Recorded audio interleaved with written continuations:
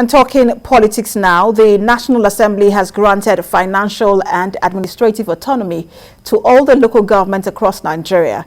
This happened after the lawmakers voted electronically on 68 constitution amendment bills at Tuesday's plenary. Now, both chambers of the National Assembly, during voting on the constitution amendment, voted in favor of local government administrative autonomy as a tier of government and guarantee their democratic existence and tenure.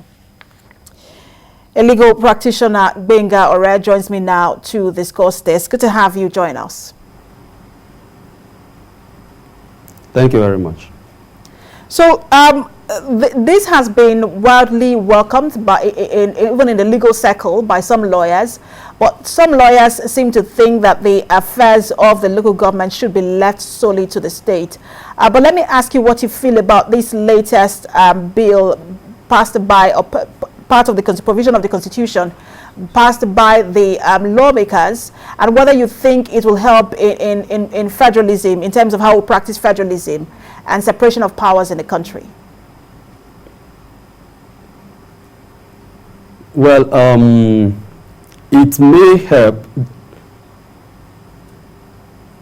It may help depending on the wordings of the Constitution. We've not really seen the complete draft until we see the complete draft, but it's a good step in the right direction, because you remember that the president actually signed Order 10 granting autonomy to the local government, because the local government is affected by three things: financial autonomy, administrative autonomy, and political autonomy. Now, the new law has granted financial, administrative, and political. But you see, the whole thing now depends on the wordings of the Constitution. What did they write in the Constitution? Because Section 7 of the other Constitution actually gave enough yardstick for the local governments to operate. But going by the wordings of the Constitution, it didn't operate. So once the wordings of these are quite clear, that, because from what I have read in public portals, they were given this autonomy. There's a consolidated fund where local government finances will be paid to. There will be periodic election and all those things. So going by, it only goes by let's see the gazetted copy of the Constitution first before we can conclude. But from what we can get from the public portal is a very good development. It's interesting you mentioned the wordings, because that's where the loophole is. That's how lawyers argue.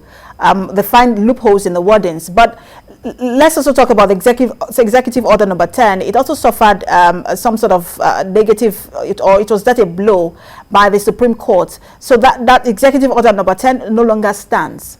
But we know that the state governments or the state governors are the ones who are in charge of local government elections. People say that in itself, it's also problematic when it comes to the autonomy of local government. So where does this, when you consider the fact that the state governors are in charge of local government elections, where does this leave this particular bill or this particular provision of the Constitution? Okay, the state government are in charge, but like I said, this is just a first step. There will be more amendments. If we try to work out this one and it didn't work, then there will be further steps. For example, now, like if this one didn't work, because you see, there is law and there is convention. It is convention that when a president comes from a part of the country, the vice comes from another. There's no law to that. So there is law, and convention is stronger than law. We can't legalize everything. We have to allow conventions to take charge of some things, so that it will not become, this is our political culture, this is what we do. States like Lagos State and Federal Capital Territory, they actually have legislations concerning local government election. Every 4 years, in Lagos State, you can't just dissolve because the problem is, like, what the governors usually do is, when it is 1 year to leave in office, they will do local government election. The incoming governor will dissolve and bring in caretaker. So if this new constitution now say no, there can't be caretaker, this is the timeline to do election, this is the number of years the they must spend to do it for each tenure. Like in Federal Capital Territory now, it is 3 years. In Lagos, it is 4 years. So if all these things are provided for, then we have solved a lot of problems. And now if the convention is not going on, the 10th Assembly can as well delve into it and say, no, this is actually what we want to happen. But we may not be able to solve all the problems once. But one step after the other. This is even a very big milestone. Remember, the 7th Assembly tried it and it failed. The 6th Assembly tried it and it failed.